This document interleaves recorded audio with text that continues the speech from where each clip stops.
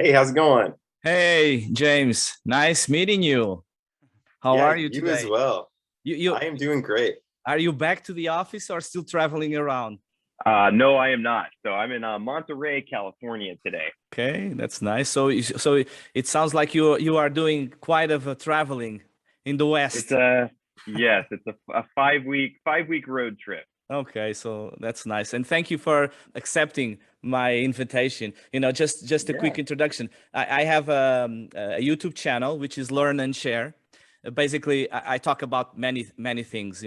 No sales interest or sponsoring. Basically, everything that I learn, I believe that in life, everything that we learn, we have to share it. We have to learn and share it. And that's one of the reasons I've been following you for a long time, because the way that you are sharing what because many Mm, people share just some parts of what they know, but the way that you are sharing your journey to the 10K yeah. passive income is just amazing, and it's interesting, and at the same time inspiring. So thank you so much, and let's go from there. Basically, I will have some subtitles after, and I will publish this interview. So, James, tell me about you. How your interest in financial markets started?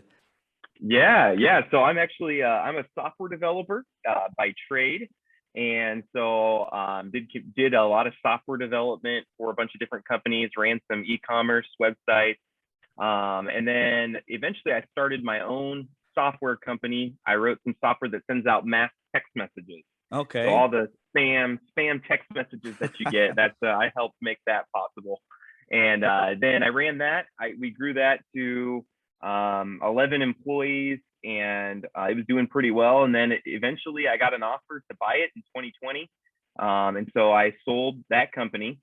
So then I was sitting on just some capital, and so I started. I was like, well, I need to do something with my capital. Can't just sit on it. And so I started with just kind of index funds in the U.S. stock market, Okay. and then that was kind of boring and doesn't get, you get maybe 7% a year returns from that. So then I kind of got into real estate, and Okay. that was more fun, but it was a lot more work. You had to deal with, tenants and people not paying their rent and things like that. And I was getting about, 17% return a year.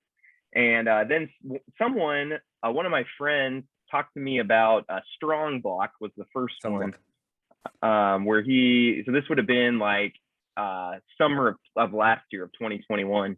And he was talking about the, crypto. I'd heard about crypto, but I had some Bitcoin, but wasn't real involved in it and wasn't involved in DeFi at all. Mm-hmm. And he told me about these nodes, and he was saying, I was like, well, what kind of return do you get? And he was saying, well, it's 26%. I'm like, oh, that's Well, pretty good. He said, yeah, a month. And I was like, that's 26% a month? That doesn't make any sense. So I bought just one node to start with.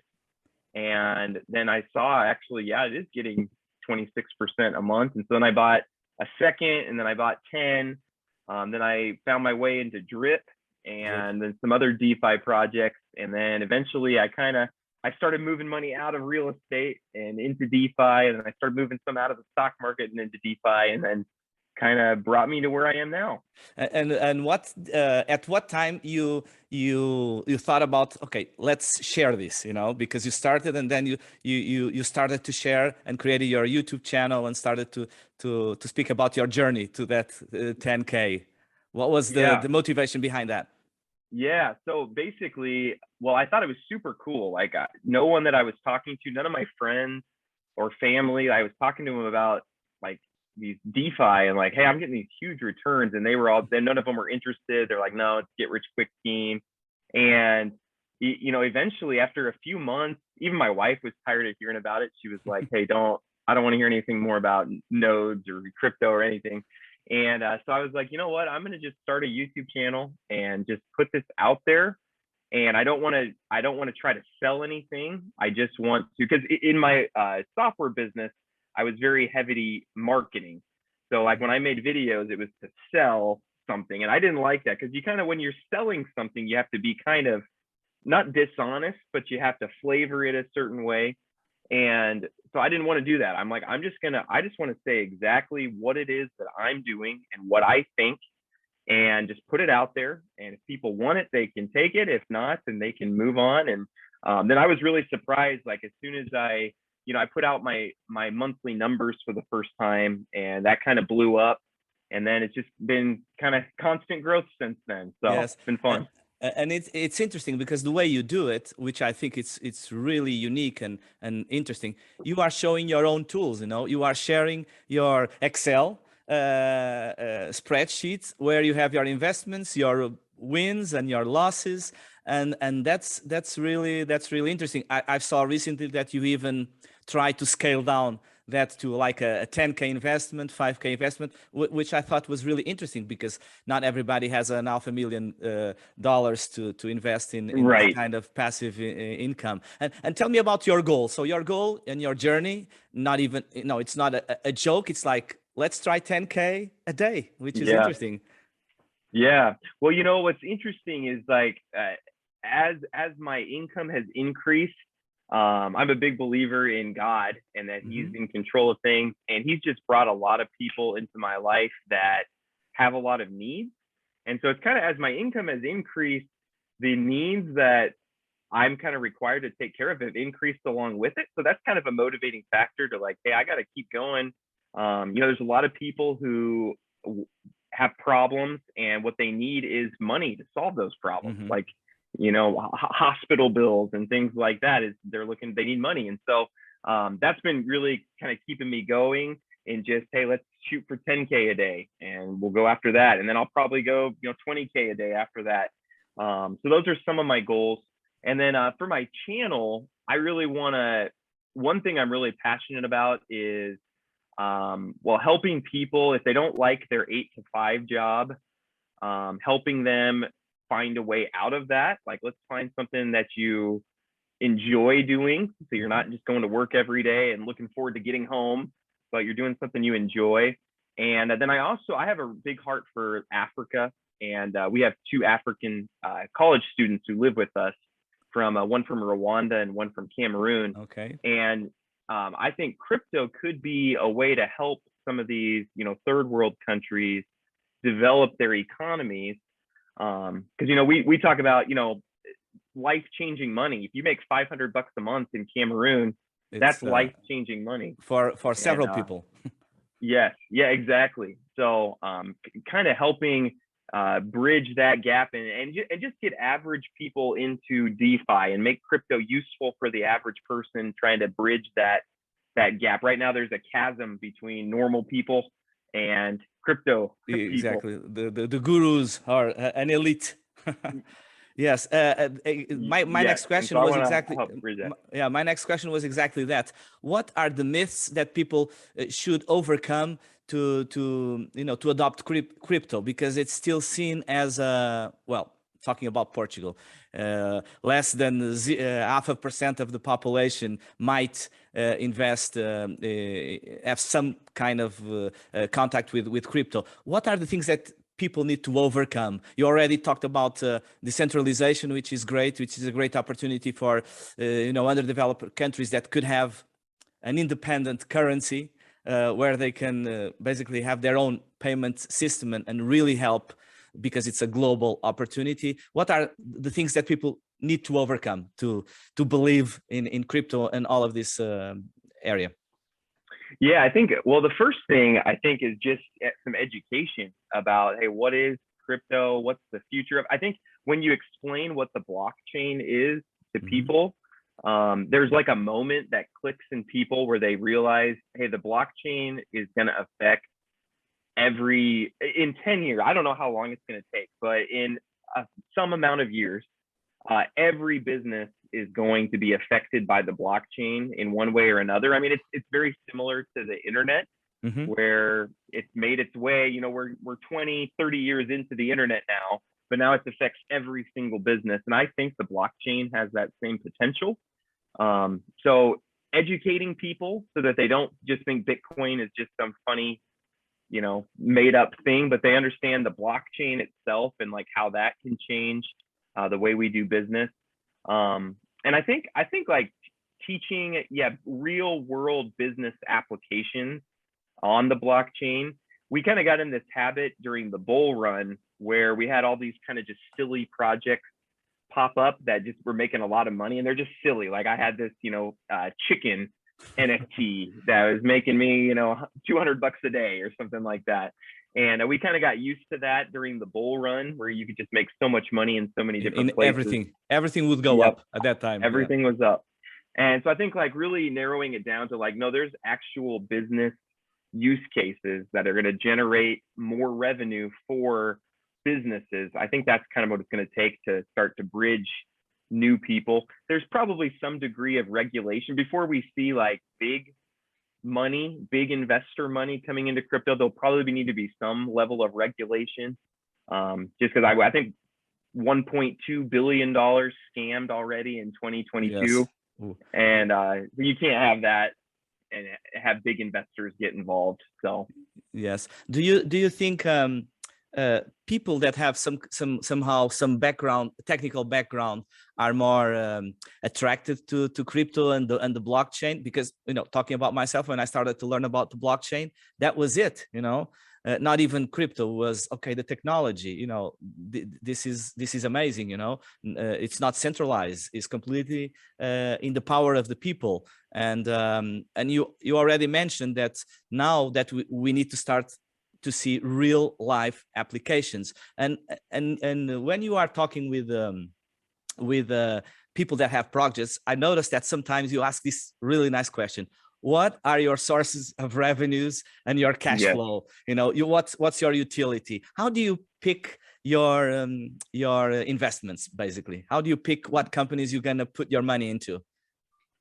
Yeah, that's a really good question. And I think you can make money investing in almost any project if you're just real clear about what that project is. And sometimes I see things that are just a real short term. This is just going to be a money grab where they're going to, I know they're going to 10x here in the next couple weeks. They're probably in a year, they're probably not going to be around. And so if I'm looking at something like that, then, okay, I might get in early. I might ride that 10x and then get my money out. And then there's other projects, and these are the ones that have solid revenue sources where I'm not even looking at the short-term price. I'm just like, hey, like a BioFi and the Constellation DAG, that whole network. I don't look at the day-by-day price. I just know, hey, in 10 years, their market cap is going to be probably 100x what it is now.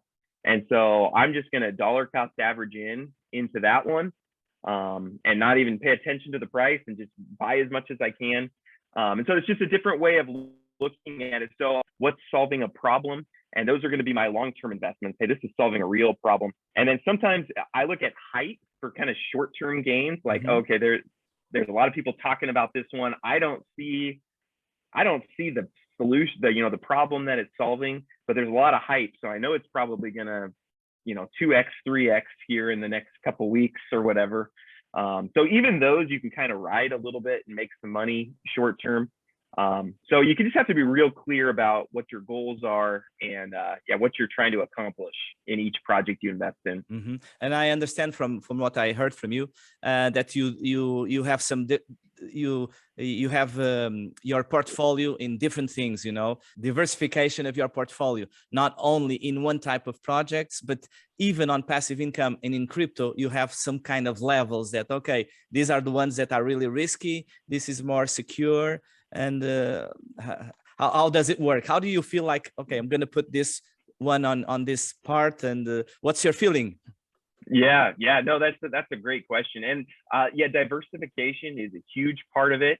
Sometimes it is just a feeling too. Like I do an AMA with the project and I talk with them, and they're real smart guys. And sometimes I'm investing in the team more than I am what they're doing. Is like, hey, these guys are smart. They're smarter than I am in this, so I'm going to put money in there. And honestly, sometimes my investments are based on what real world expenses I have at the time. Like if I have extra money sitting around, I might be more apt to, I'll try throwing a couple thousand into this or into that. Whereas if I have a lot of real life expenses, then I might say, no, I'm going to hold off on it. Like on this trip, for example, we've got a lot of expenses on this trip. So I've been a little bit more careful about what I just throw money into, because I don't want to, lose it. So you do have to kind of weigh that in, and that goes into when I'm taking profits too. Sometimes I like to do kind of a 50-50 strategy of compound half, take half as profit. But sometimes if I'm on a trip and I want a little bit more profit out to pay some bills or something like that, then maybe I take more profit out and just hurt my journey to 10K a day a little bit in that process. So. Yes, but it's nice, because if you take more time, we will have more time to see your YouTube videos on that. On that journey. There you go. On that journey. There you go. James, what people should take into consideration, because there's risks involved when you put your money, being whatever amount is. What are the real risks that people should pay attention to? Yes.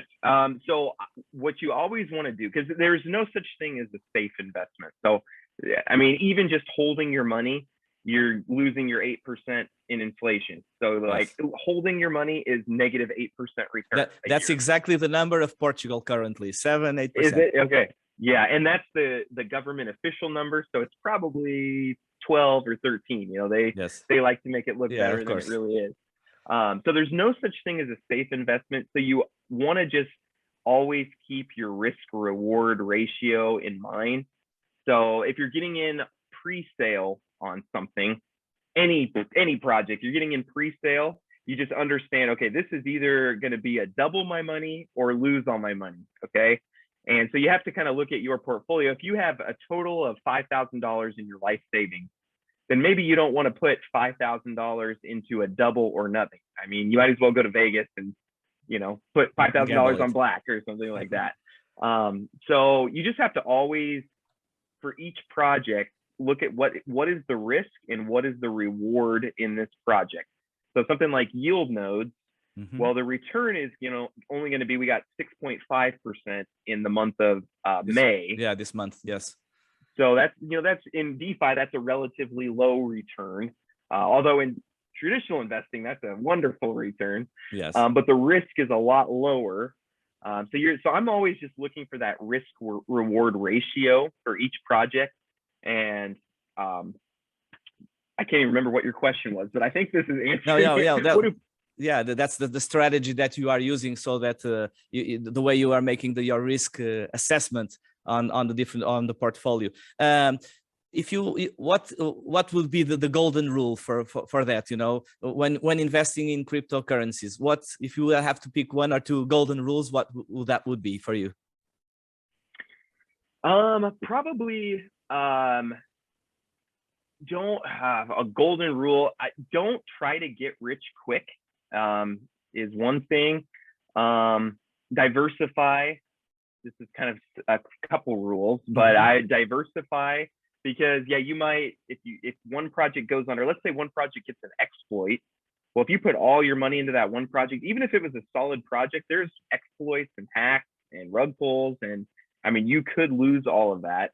But if you're in 5 projects and one of them 25x's, then that can make up, even if the other 4 fall off the face of the map, just because you spread it out enough, you were able to hit some gold. So if I had to have like one golden rule, I think what you said before, diversification, would probably be my number one golden rule. But then, we always say don't invest more than you can afford to lose. Exactly. So just being real careful with that, and don't put all your eggs in one basket. And one problem with like the way my videos go in AMAs is sometimes we talk to these teams and people get so convinced that, hey, this is the project, this is the one, and then they throw in all their money and then it doesn't work out, and then you end up losing money. Is the fastest way to not hit your financial goals. Yes.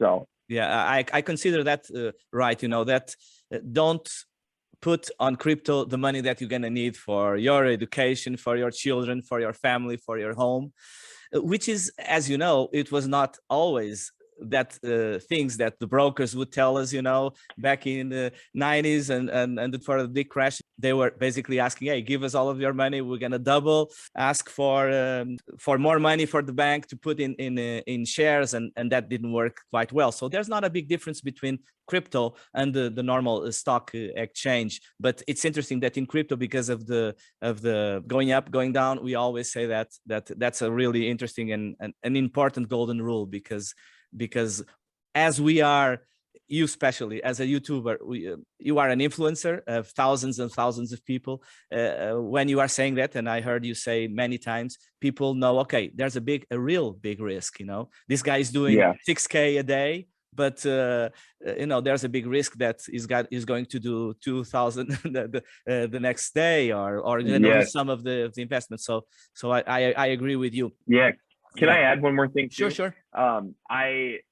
I get concerned sometimes too, because like people need to understand that when I'm doing my investing, you know, I'm invested in 60 or so projects or whatever, but this is all like, I'm not relying on this money to live on or anything like that. Like, this is just investment money. And I have, as much as I have in crypto, I have the same amount in real estate and the same amount in the stock market also. And so I think sometimes there's a disconnect between me and my audience, because they're taking, hey, this is our whole life savings, and then they do the same thing that I'm doing. And it's like, well, no, that's not really what I'm saying to do. This is more play money. And so you want to, you know, just know your risk reward. And it's hard for me to even give like a golden rule, like you said, because each situation is different and risk tolerance is different. But yeah, don't invest. If something's giving you 20-40% a month return, just know that it's probably pretty risky that you could lose all of it the next day also. So just kind of understand those risk reward ratios. Yes, and one thing, it's interesting that you normally do, and you are making a big service regarding that, because you are constantly interviewing projects that you think are interesting. It's very nice for you know, for people that are watching the videos to see the reactions of the CEOs and the developers, because you know, they are there with their faces, and they really have to have a good marketing pitch and reality. And that's really good. It doesn't mean that the project is not going to go down or it's going to fail, because you know, it fails. The majority of the projects fail, but it's a good thing. You know, it gives some an opportunity to have the ones that own the company or the project to speak about their technology, and it's really interesting. Of course, if someone is offering, you know, 800% APY, you know, how's that going to work in 5 years? No, maybe it's just like a 6 months, 1 year. And how do you respond to this change so quickly in your Excel? I know that when you were talking and showing your Excel with investments, you were all the time changing. Okay, this didn't work. Now I'm having this. Do you have to respond quickly, correct? Yeah. You know, I'm not very organized in my investments. So sometimes it's hard for me to get these spreadsheets put together, because it's like, I can't remember. Sometimes I forget about, oh, I was in this project, I forgot about that. And then I have to add it to the spreadsheet later.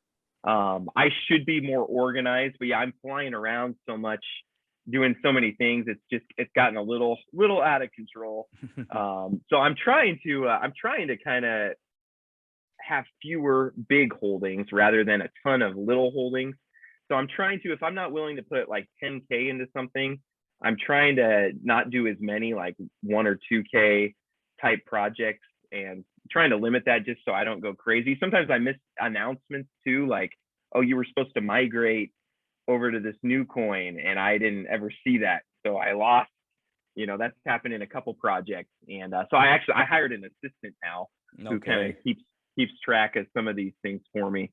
But no, I don't look to me as a good organizer of investments. I was about to ask, okay, if you have some investments also in the stock, I'm sure you need a broker, because it will be impossible to manage all of that.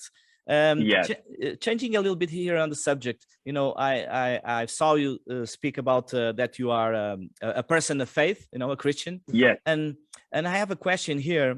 which I saw a video the other day from you, and it was really interesting because you even mentioned some scriptures. How do you balance this amazing thing, which is, you know, to have wealth, you know, and to win money in these projects for whatever reason? How do you manage this, and at the same time, you know, this not being a bad thing, because it could turn into a bad thing? Yes. Not even that you use your money wrong, but, you know, being so involved in this, people will think more in the money than in the family or something. How do you manage this? Yeah, that's something I'm praying about all the time, because the Bible says the love of money is the root of all sorts of evil, and some by longing for it have been destroyed. And you see that a lot in crypto, of people that are just wanting to get rich. And you know, it's usually in crypto too, it's usually young men, is what a majority of crypto is. It's young men wanting to be rich. And so I'm trying to show that, like, you can be interested in finance and you can want to make money, but not in a way where it's just, oh, I want, you know, Lamborghinis left and right, but like using your money to take care of your family, to free up your time, to help, you know, your community, to help people around you. So I kind of want to merge those things together, of like taking these young men who just want to get rich and like showing them, hey, let me help you, you know, make money, but let's get out of our mind, I want to just be super rich, because that'll make you miserable. You know, the more things that I've bought in my life, the less fulfilled that I am, because you start to realize that, oh, that's not going to fulfill you. Like, fancy car doesn't fill you up the way that you should be filled up. So that's part of what I want to do. And it is difficult sometimes. Sometimes you know, you lose sight of things, and you make a big return, and then you start just getting really excited about the money. And then I kind of have to reground myself and be like, hey, hold on a second. I'm not here just for the money. But yeah, it is difficult. And so just constantly regrounding myself and remembering why I'm doing what I'm doing is super important to me. And yeah, my question was also, how do you balance this with with your family duties? And I know that you are traveling, so that's a great thing to do sometimes, just to stop and to travel and to invest what is really important. And does your family goes well with it, that sometimes you actually spend some more time in the computer than they might expect? You know, well, it's been interesting on this trip, because, like, you know, I don't work 8 to 5 ever, you know, and so my kids have never experienced, like, you know, my dad worked 8 to 5. And so, like, I didn't see him at all through the day, just, you know, at 6 o'clock when he got home at night. And so my kids, I've never worked 8 to 5. And so they just see, and they homeschool. So they just see me all the time. And so when I do have to, like, oh, I got to go do a meeting, they kind of like, oh, you're always on the computer. I'm like, no, actually, like, you know, it's an hour here, an hour there, but I don't work as much as most dads do, so they don't really understand that yet. So it is challenging at times, but I would say all in all, it's not too bad. Like, YouTube and stuff really doesn't take up that much of my time. You know, it's an hour here, hour there. And then I try to teach my kids what I'm doing as I do it too. I was really proud. My 8-year-old son, they asked him what he wanted to be when he grew up, and he said an investor. Okay. And good. I was like, hey, that's kind of good. You got to get some money first before you can do that. But well, you give him 1K and he has to turn it into 100K. There you go. That's a champ. That's a champ. Excuse me. Yeah, James, how do you see this in the future? You know, there's nobody knows about the future, but how do you see this your journey to passive income right now in crypto? And of course, you have another investments. But how do you see the future of crypto and this DeFi and all of these passive income projects that actually are not that decentralized, because we end up putting the money in the hands of an organization, of a project. Right. How do you see it right now and in the future? Yeah, I kind of see. Well, we'll go through this bear market, and then a lot of projects will just disappear. They'll go down to zero. We're seeing that with a ton of projects that, you know, 3 months ago we thought these will be. I'm not going to name any specific ones. Yeah, I'm thinking about a few, but that's okay. Yes. We're probably thinking about the same ones. Yes. But we'll see in the bear market. Okay, these couldn't make it, and then as we come out of the bear market, we'll start to see, hey, what is continuing on? So that's what we've kind of seen in past bear markets. This cycle, we've really seen this before, where we've had all these projects in a bear market, and then it goes down to, okay, now there's 20 or 30, you know, that last and keep going. So we'll probably have that same type of cycle. And then when the bull market picks back up, those will kind of be like the underlying base. And then there'll probably be all these other new projects where we can, during the bull market, we can make some money on those and have some fun or whatever. But I'll kind of, on my channel, my plan is to kind of keep these like underlying base projects, as I have all these new AMAs that I'm doing every day. But like, hey, here are my like 10 base ones that I think are going to be continuing on. So I think that's what we're going to see. We're going to start to see crypto continue to merge with real world business. And that's going to open up a lot of new revenue streams and a lot of new investment opportunities. And I think DAG, Constellation Network, is going to be a big part of that, that merging. So I'm excited to kind of see. But one thing in crypto I would say is don't look too far ahead, because things change so quickly, where you kind of just, you know, maybe narrow down what you're looking at and say, okay, for the next 3 months, what's going to happen? And so I think this bear market, we're going to see it's going to take some revenue streams in order to survive through this bear market. You're not going to be able to rely on new investors coming in, because there are no new investors. Yes. And yeah. But do you also take some money out and put in the like stable coins like Bitcoin and Ethereum and things like that? Do you also use that as a reserve of value in your investments?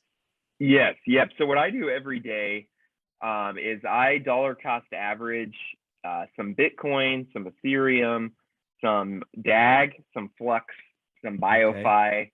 So I have like, I think those are the 5 main ones. I'm trying to think if there's any others, but I have a KuCoin bot that just automatically buys a certain amount of each of those every day. Okay. And so then I kind of take whatever revenue I have left over after I, you know, take some profit to pay for my vacation or whatever. Yes.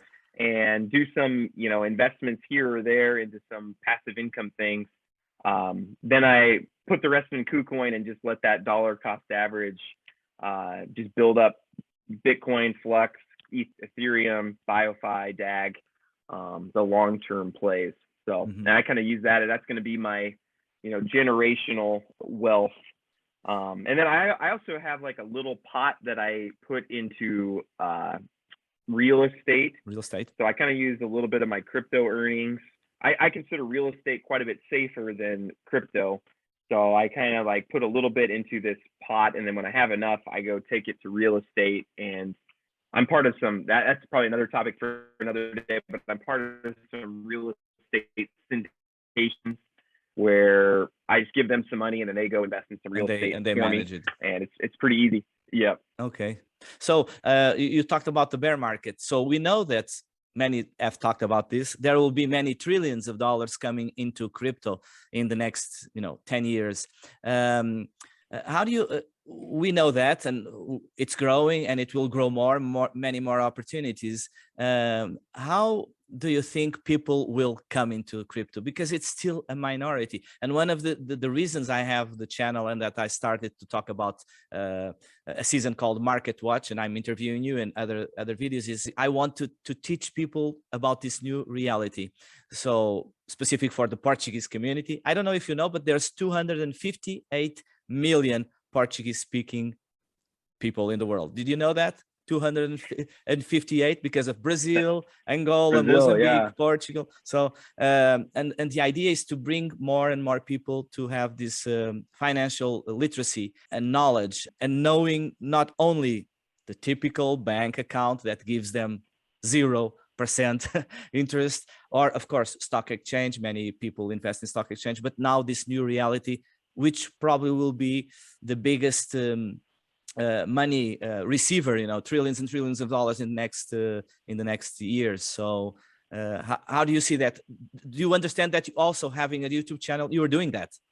Yes. Yeah. And I originally started my YouTube channel to try and help get average people into crypto, but then it's kind of turned into, you know, normal people who watch my YouTube channel don't understand what I'm talking about because they're still stuck back here. You know, they don't know when I talk about tomb fork, for example, they're like, what's a tomb fork? I've never heard of that. Yes. And so I'm actually working on a training course that's like to get people ready for my YouTube channel. And it's going to start with just what is the blockchain? What is cryptocurrency? How can you create an account on, you know, Binance or Kraken or wherever and get some, you know, what's USDT and then what's Bitcoin? How can you buy your first Bitcoin? And kind of, you know, a training course to help people get into there. But I think education is going to be just a big part of that onboarding process.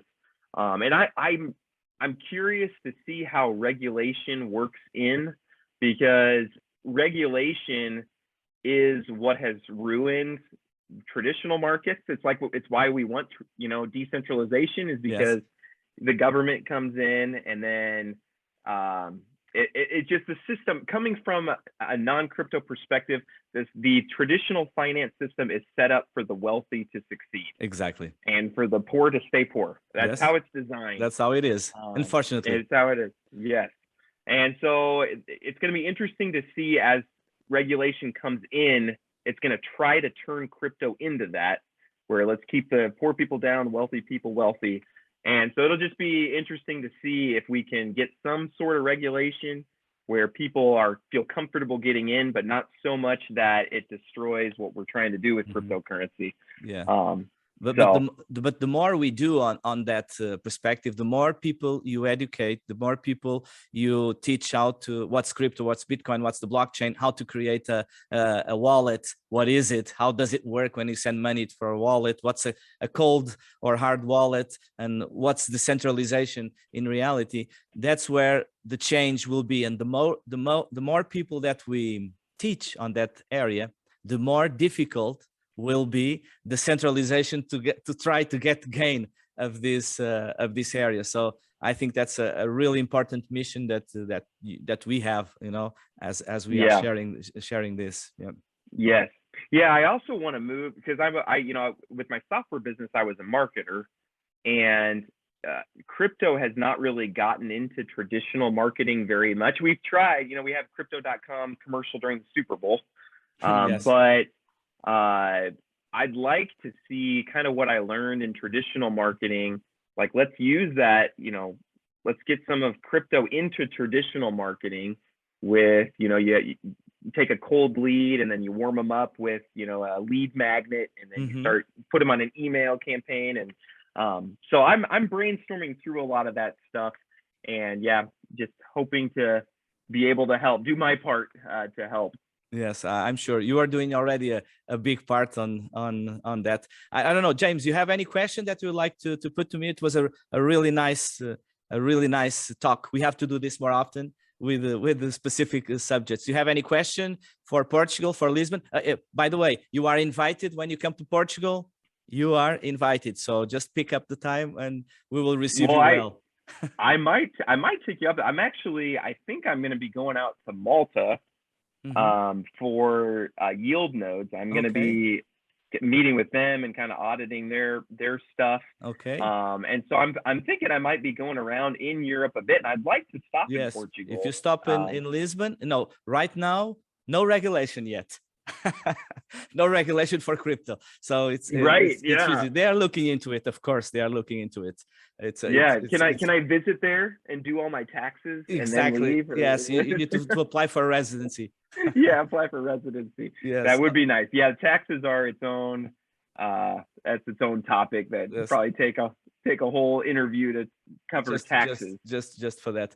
Okay, James, thank you so much for accepting this invitation. I will subtitle all of this to put to the community, and well, thank you very much for that. And see you.